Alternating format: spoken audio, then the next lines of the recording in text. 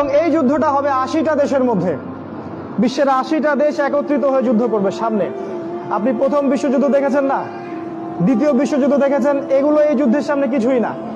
এটা হবে পারমাণবিক যুদ্ধ সামনে হতে যাচ্ছে।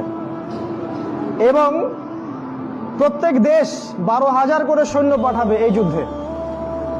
এরা সবাই মিলে যখন এই যুদ্ধে অংশ নিবে তখন এরা মুসলিমদের উপর ব্যাপক নির্যাতন চালাবে। সামনে হতে যাচ্ছে এটা। আগামী 5, 10, 15 বছরের মধ্যে আল্লাহ ভালো জানেন, আল্লাহ ভালো জানেন। আমাদের অনুমান 10 বছরের মধ্যে হতে পারে, 5 বছরের মধ্যে হতে পারে। নবীজি বলেছেন এই সময়, এই যুদ্ধের শেষের দিকে আল্লাহ পাক মুসলিমদের ত্রাণকর্তা হিসেবে একজনকে পাঠাবেন, যার নাম হবে ইমামুল মাহদি, যিনি মদিনা থেকে আসবেন।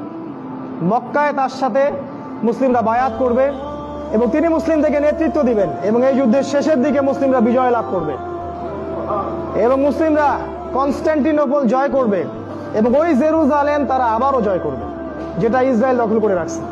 এবং সেই জেরুজালেম থেকে ইসলামী খেলাফত আবারও প্রতিষ্ঠিত হবে। নবীজি বলেছেন একটা কাঁচা বাড়ি, একটা পাকা বাড়ি বাদ থাকবে না যেখানে ইসলামের কালিমা চলে যাবে না। পৃথিবীর জনসংখ্যা কমে আসবে। এখন 800 কোটি দেখছেন, সামনে হয়ে যাবে দেখবেন 200 কোটি, 100 কোটি। 1 ভাগ মানুষ মহামারীতে মারা যাবে, হাদিসে এসেছে। 1 ভাগ মানুষ দুর্ভিক্ষে মারা যাবে, আর 1 ভাগ মানুষ